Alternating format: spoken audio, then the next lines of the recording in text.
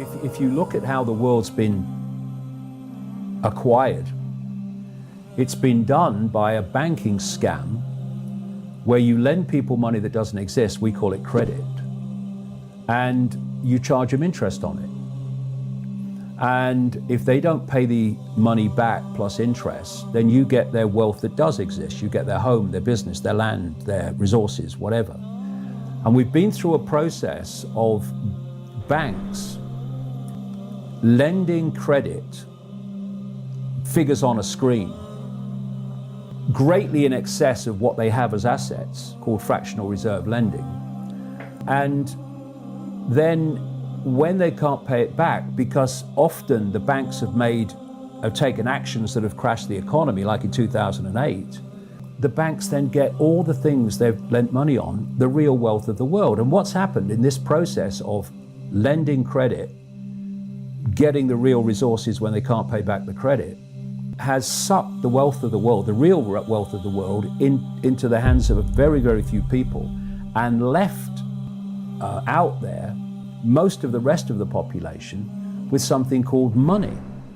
And money only buys anything because we take it seriously. You know, if it's just a piece of paper, and this is the point, it's meant not even to be a piece of paper, it's meant to be purely electronic. And so we have this fresh air money that is worth something because the buyer and the seller believe in it, and only because of that. And the real wealth of the world has been sucked into the hands of a very few people by lending this scam called credit. Another interesting thing about this money situation is when you go to a bank and you say borrow £50,000, they'll type into your account £50,000 in credit. Where's the credit come from? Here. But you're not paying back £50,000. You're paying back £50,000 plus interest. The interest is never created, only the principal. Because people think that governments create money. Money is overwhelmingly created by private banks issuing credit. That's how so-called money comes into circulation. So what this means is creating credit for the principal but not the interest, is that at no point is there ever enough money, credit or otherwise, in circulation to pay back all the debt and all the interest on the debt outstanding. So people losing their homes and their businesses and their resources, etc., is built into the system on purpose. Now, when there's an expansion of the money supply, an expansion of money in circulation, Peter paying Paul, that seems, you know, to hide it to an extent. But once you squeeze the money supply, you take money out of circulation, it becomes obvious that there's nothing like enough money in circulation to pay back all the debt. So there's people losing their homes, their resources, their things that they own, for no other reason that there simply is not enough money for everyone to pay back the debt. So what do the banks do? Ooh, we'll have that. Now, what is usury? Usury is loaning someone money and charging them interest. That's what usury is. Now, in our modern vernacular, the word usury has changed meaning, conveniently for those who practice usury. See, usury today means you're charging an excessive interest rate above 29.99%. So if you're charging 30% plus, that's a crime, that's usury. But that's not what the Bible defines as usury. Oh no. The Bible defines any amount of interest being charged. The terrible sin of riba. This is, of all the sins of Islam, really after shirk, there's probably no sin that I think the Muslims have utter awe of in terms of the possibilities of eternal damnation. Allah subhanahu wa ta'ala, the only time that a declaration of war from Allah and His Prophet is mentioned in the Quran is in relation to the sin of usury. More fundamental is to look at a deeper problem that we have that underlies the entire system of economics that has emerged in the modern world.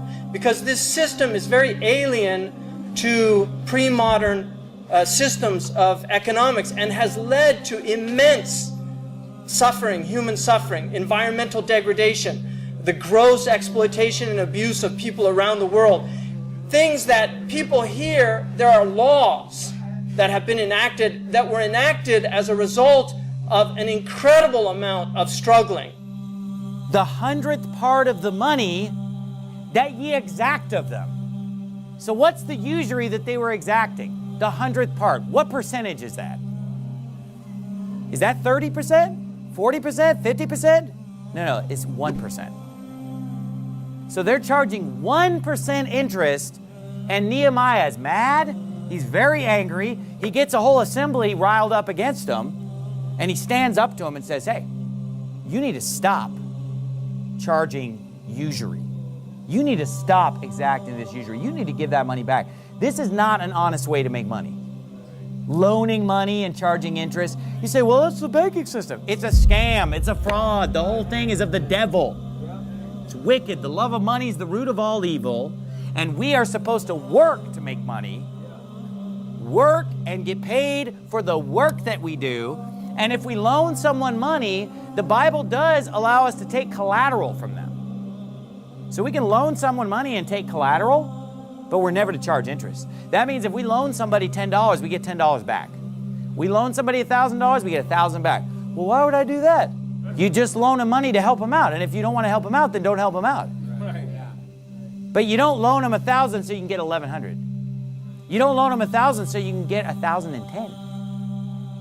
Our whole banking system is built on this, but that doesn't make it right. There are many things in the world that we live that are not right.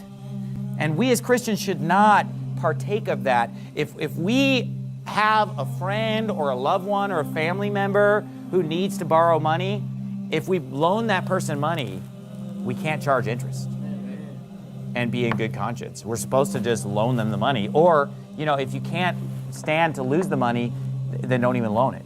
Or take collateral. But no usury, no interest is to be charged.